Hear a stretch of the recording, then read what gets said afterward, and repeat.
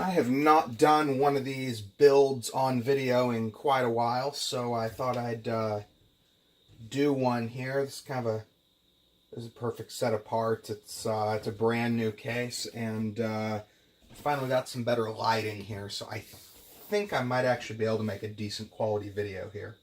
So this is going to be a what is this? This is going to be an Intel Core i5-3570K with 16 gigs of RAM and a NVIDIA GeForce GTX970 video card. Gonna have a fairly decent Asus motherboard. Nothing super high-end, but definitely not on the low end. I don't think you can see the parts from here. I've got them got them kind of separated off.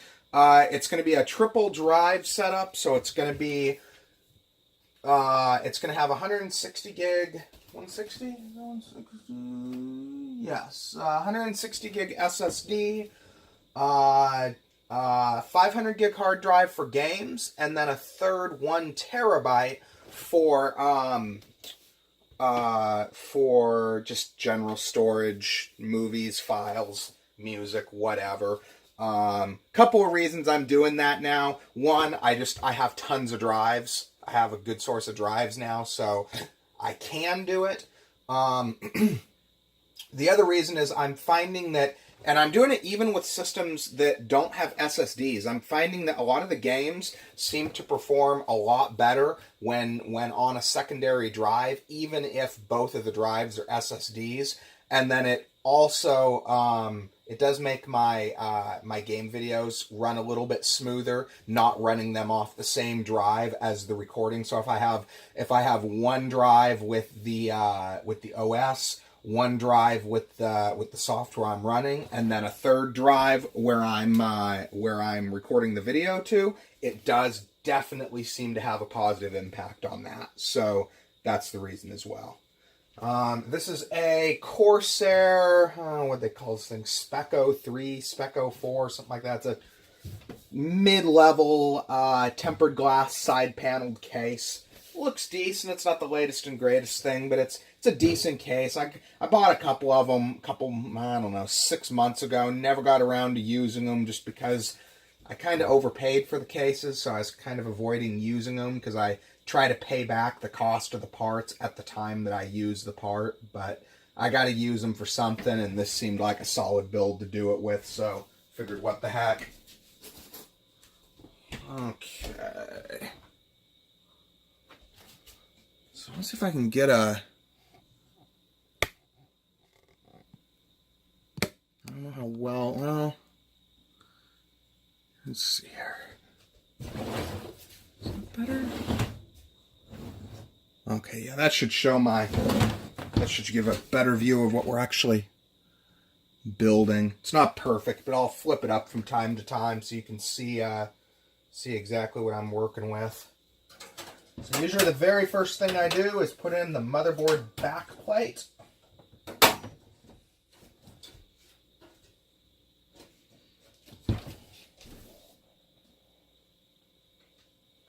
I do individually photograph my parts. Anyone that's actually seen one of my ads will know what I'm talking about.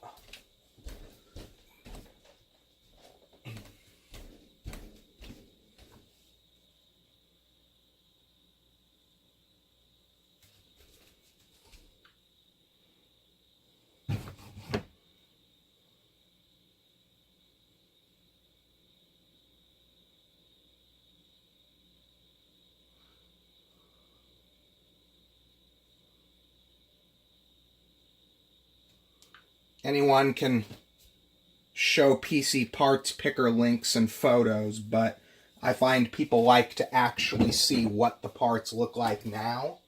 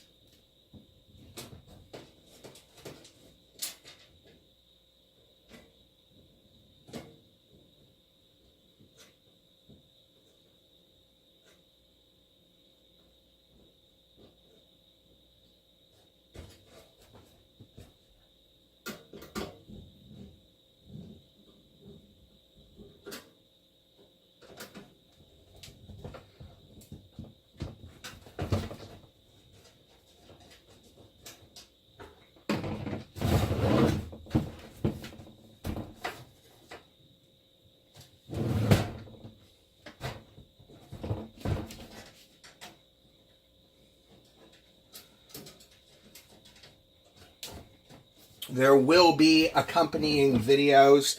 The set of videos nearest to this video in my list of uploads, once it's done, they're already uploaded, but I haven't had a chance to put them live yet. But once it is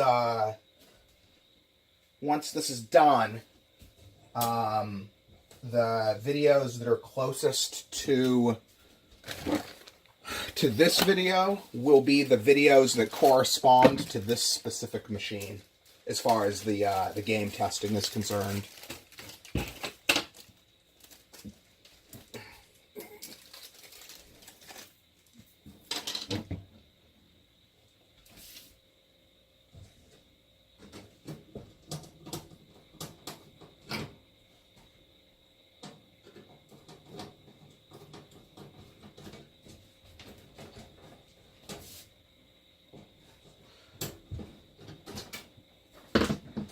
So, as is often the case, you come to find out that you've got the wrong sized standoff screw. It's always too late by the time you screw it in. Okay, luckily that one wasn't too big of a pain. It's kind of weird. Those looked like the larger standoffs. I guess I'm wrong. Interesting. Well, that's kind of weird. They should be.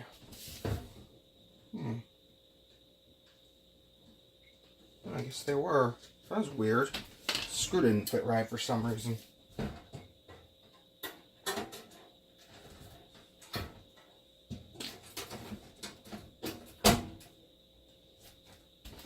Okay, try this again.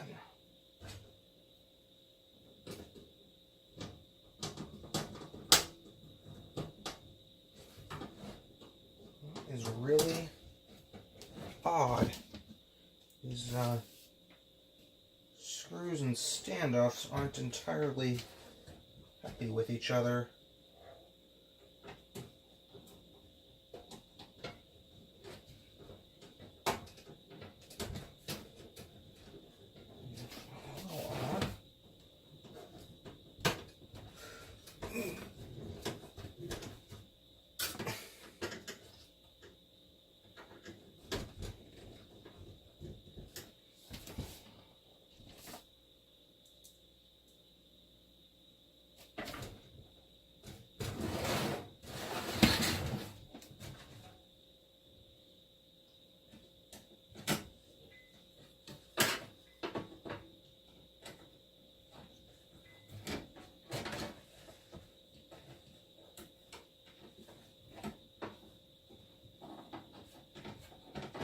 This is one thing I do not like about this particular case. The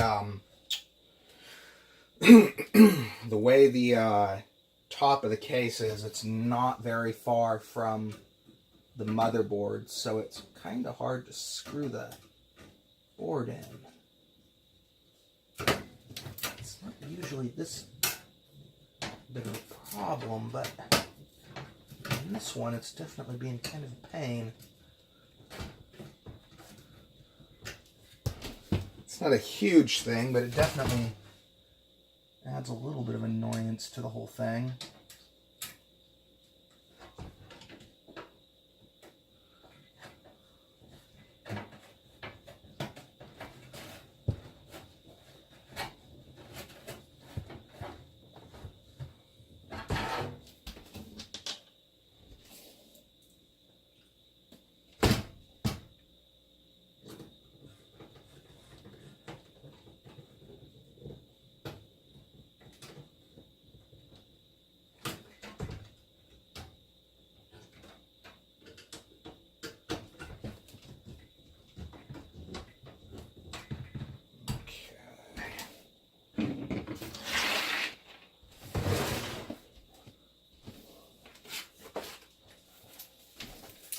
So this is our power supply, doing a nice Antec 650.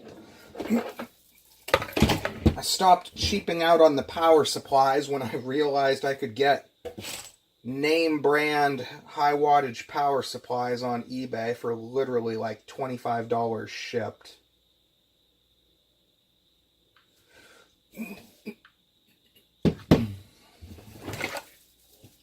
Most of the cards I'm working with right now have a 6-pin and an 8-pin. And so it's a lot easier. Most of the 500 watt power supplies out there physically have the wattage support, and I can use adapters if I need, but I prefer a power supply with just a straight, proper set of plugs. Probably cheaper to use. It's probably cheaper to have a power supply with the proper set of plugs. I think when I buy the plugs off eBay, the 2 6-pin to single 8-pin adapters are kind of expensive. I think I pay like $5.99, $7.99, something like that a piece. So by the time you factor that in, you can either buy a better power supply, because it doesn't, I mean, we're not talking a ton of money. When you're talking secondhand parts, the difference between a okay power supply and an awesome power supply is $10 to $20.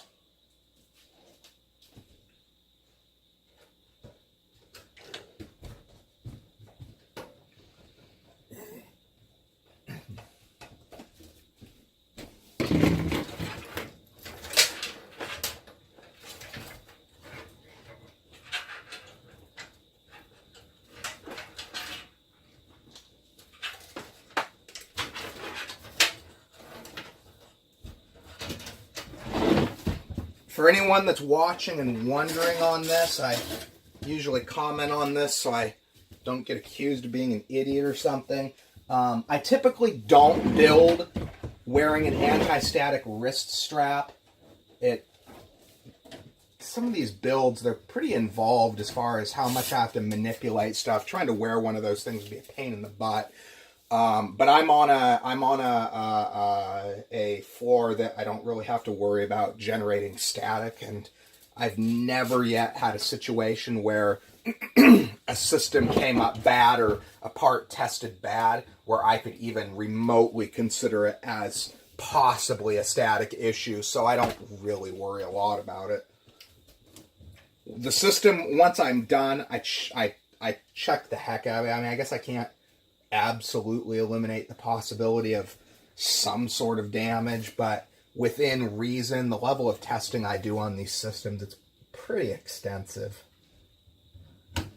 And like I said, I'm on a wooden floor, so it's not really a big deal.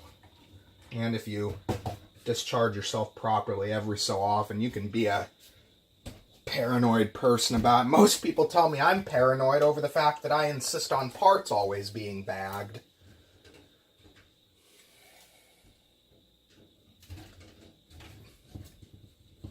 I think I'm buying most of the video cards off eBay right now because eBay prices are actually generally the best at this time, and I'm finding it seems like I'm getting something like 1 out of 3 of my video cards that I buy off eBay is defective, and it seems like I'd say 80% of the people I buy from don't bag the parts, anti-static bag the parts before they mail them out, which, I mean, anyone knows. I mean, you can't...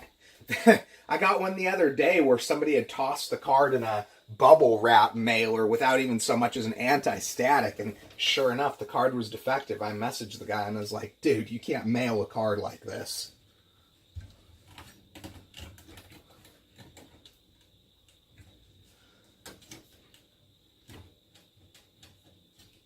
But at the same time, I try to only be paranoid where I actually need to be, not just to make things difficult. So this particular model that we're doing is a MSI. It's a pretty generic card. I mean, it's a two-fan design, nothing really special about it. It's probably, I don't know, I'll bet it's probably a little better cooled than a standard reference edition, but that being said, it's a pretty generic model. My picture here again.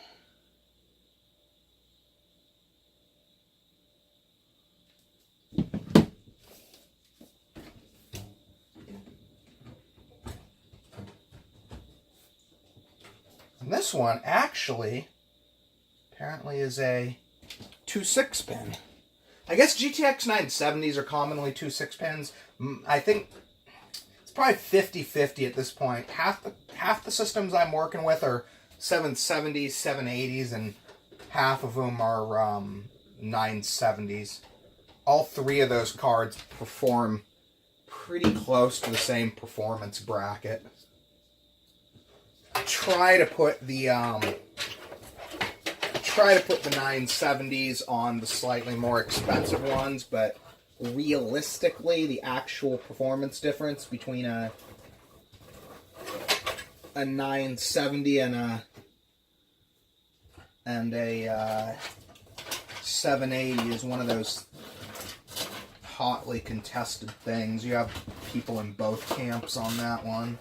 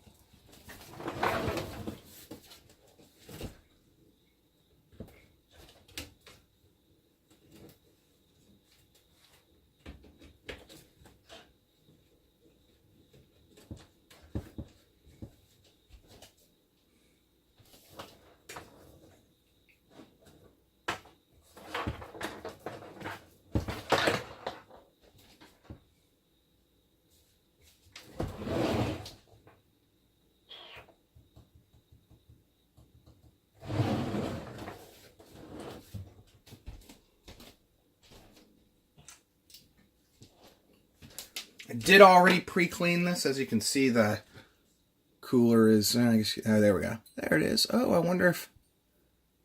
Sorry if my parts haven't shown up. Didn't realize the angle that was at. Normally I do pull these apart. They're pretty easy to do. Literally these... yeah, these just come up and it just pulls apart. I like to make sure they're not covered in dust. I make sure the fan isn't totally covered in dust. Just one of those extra little quality things. Make sure somebody's going to pay good money for this system. I like to make sure that they don't feel like they're getting somebody's crappy old computer. Sometimes these are a little bit of a pain to put back together. Sometimes they're easy. Sometimes they're a pain. Let's see if I can get this right.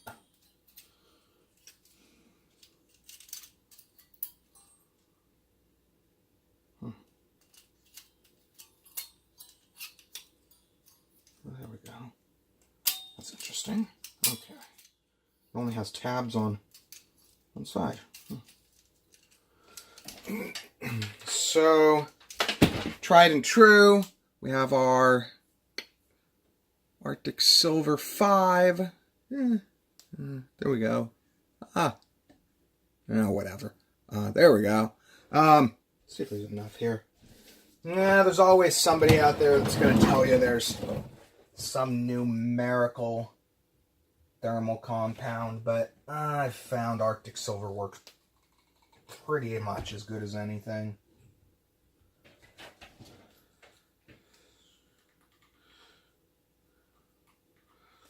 Looks like I gotta switch over to my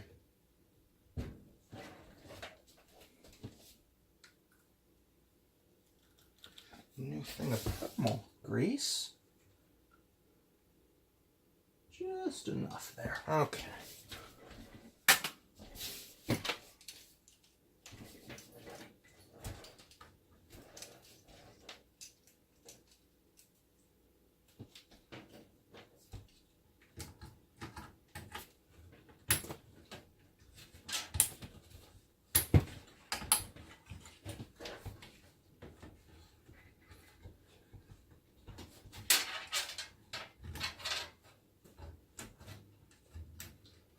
So that's what we're working with so far.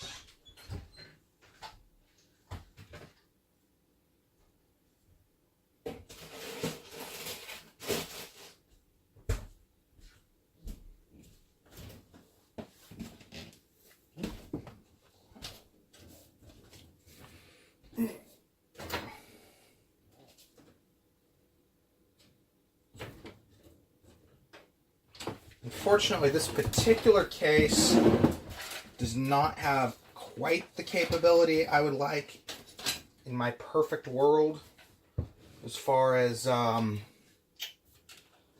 cable management is concerned, but you only get so much for the price. I think these are $70 cases in the box, which is what I paid for them.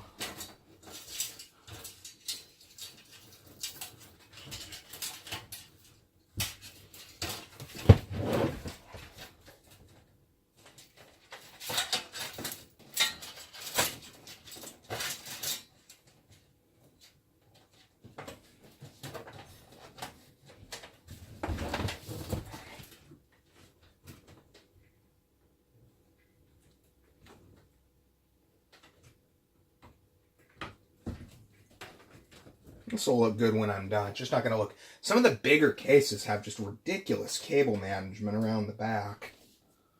Let's see here.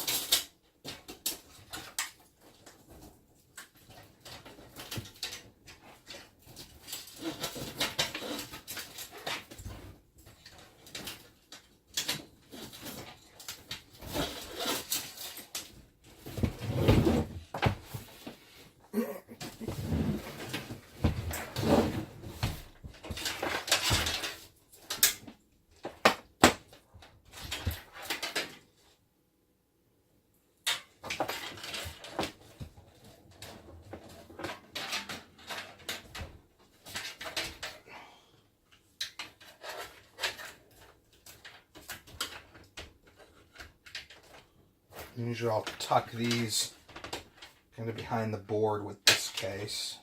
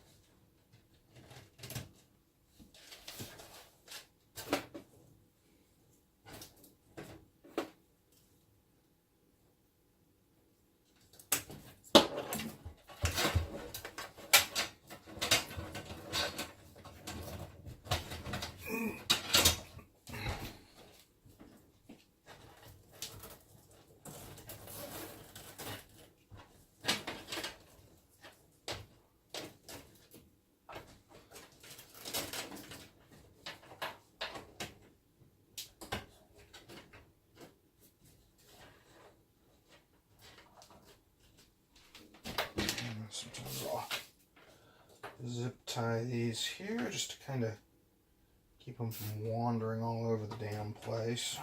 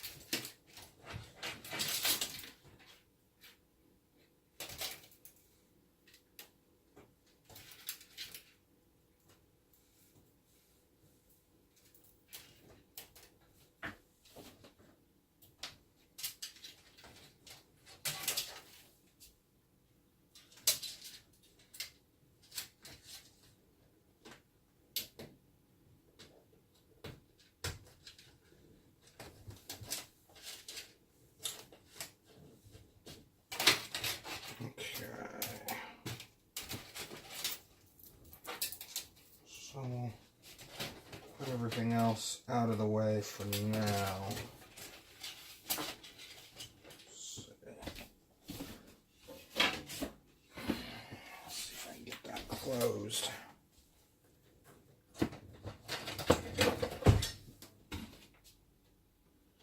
Oh gosh darn it.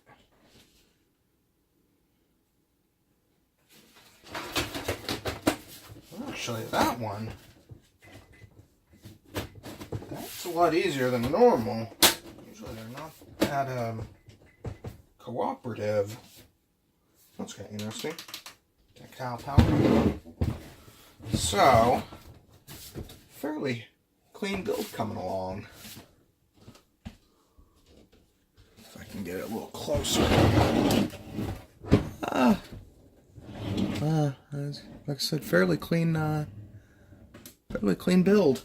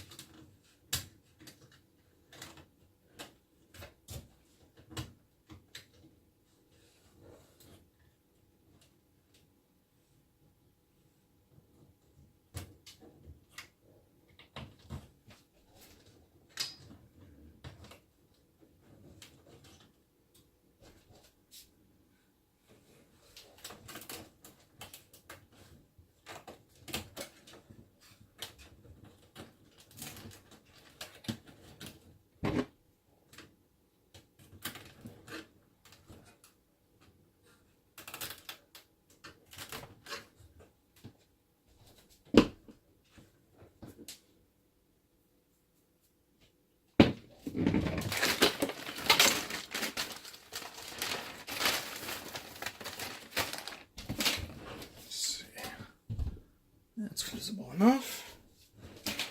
I like to zip tie the two PCI Express plugs together. Once you get a little bit cleaner of a look to it.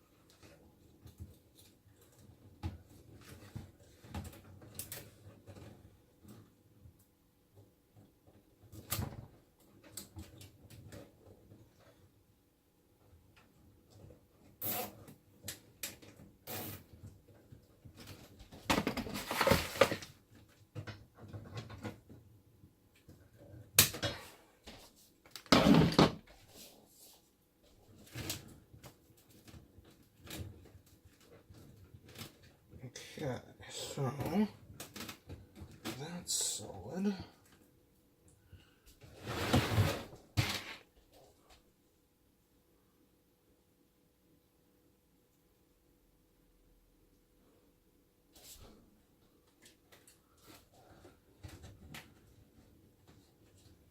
Just put one last one here. Probably can't see in the video, but put one last one in to hold our 2 6-pins in place.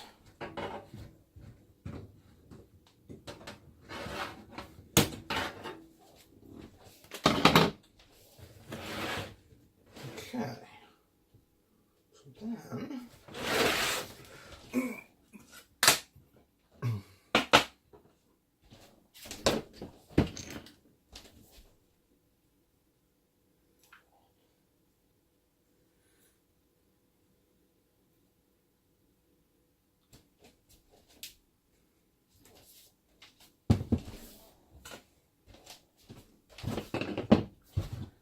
I do run quick drive diagnostic tests on these. I found my incidence of complaints went down dramatically after I started doing at least basic testing on every drive. And these even have, that's kind of cool, they're even set up with pre-set up. You don't have to screw them in. They're also set up so that the drive faces into the case, which is kind of a nice feature as well. And actually, if I remember right, these, if you can see that there, there it is, are already set up for the SSDs.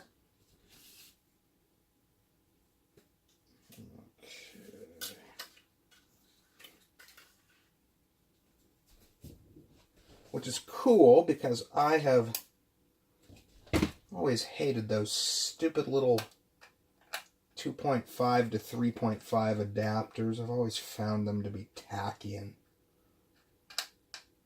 kind of a pain in the butt to work with.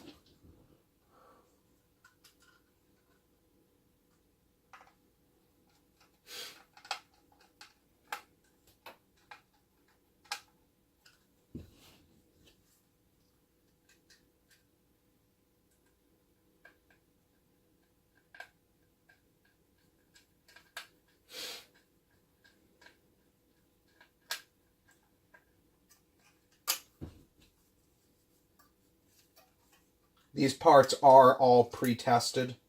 The actual gaming videos that you'll see, if anyone decides to take a look, were actually taken. They'll probably go live. Well, maybe. I'll probably get at my computer, and they might go live at either the exact same time or maybe even after this, but the videos were actually taken with the system built on the desk.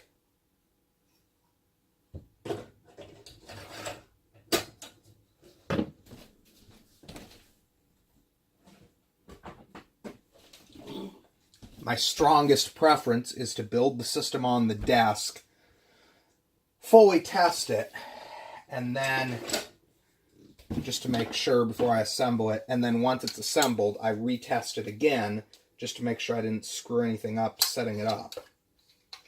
It's basically a triple testing. Double testing, I mean.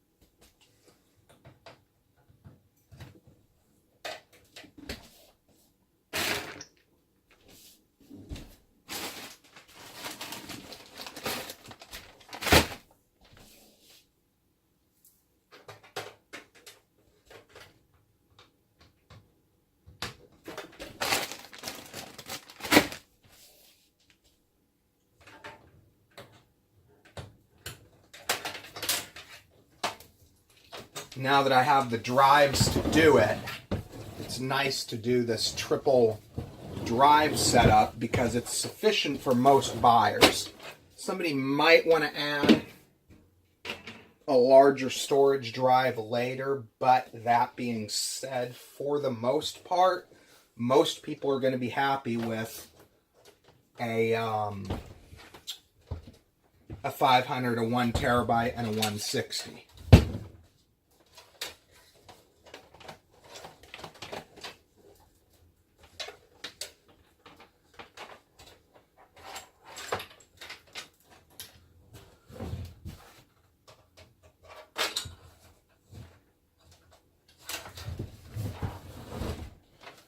Basically, the goal here is to provide a build that people are going to be happy with from the get-go, so they don't have to do a bunch of their own upgrades later.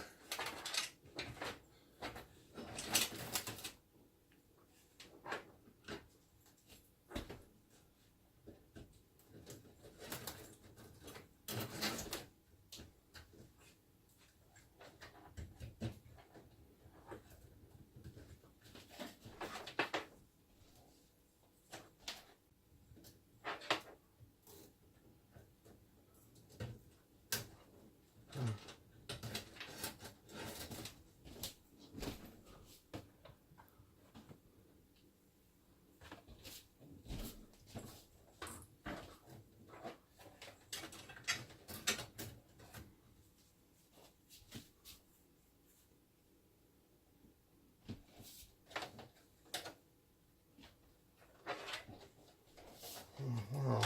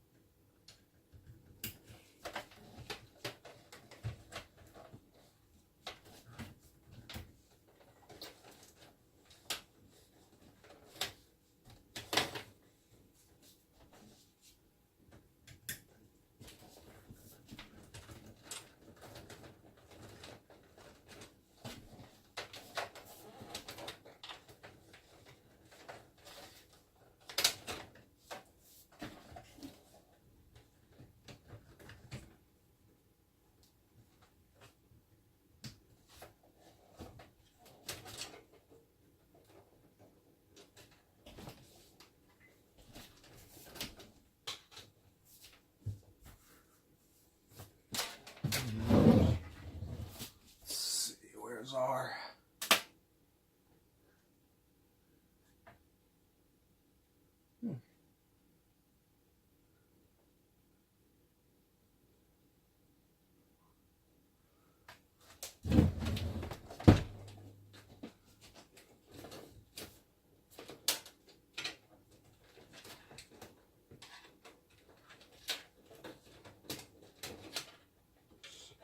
Run that over.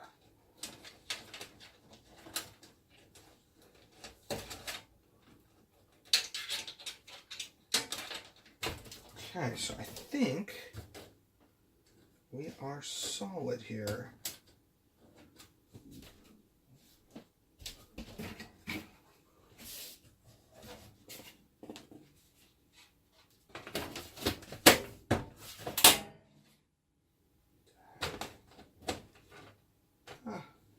Stay. Go.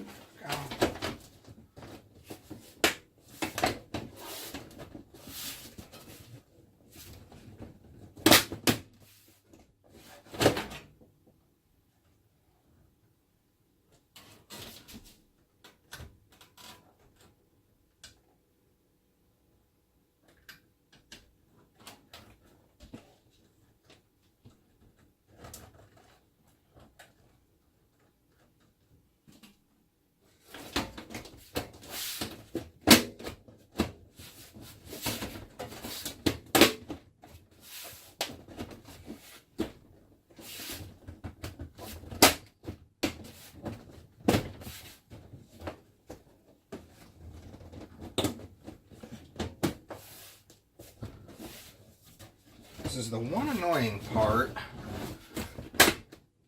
One of these that's being... There we go. Okay.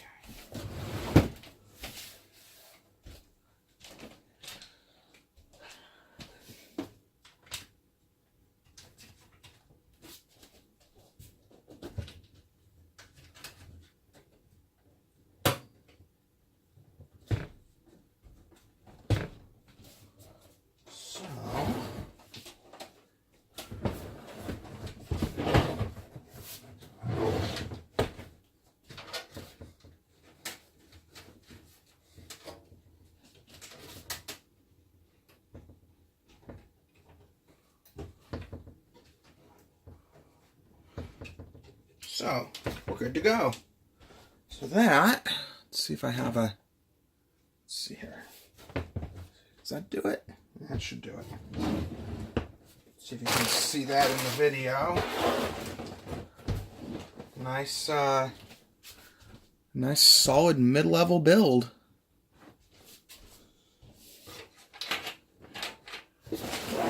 So, I hope everybody enjoys the video, finds this informative, and gets a good idea of what I actually do with these systems, especially for the people who have only watched my gaming videos. And this should give people an idea of why I don't put a vast amount of time into configuring, Fortnite for frame rates, because most of my time and effort goes into this, physically producing the systems. The game demos are just kind of an extra little thing that I do just cause. But anyway, I hope everybody finds this informative, and thanks for watching the video.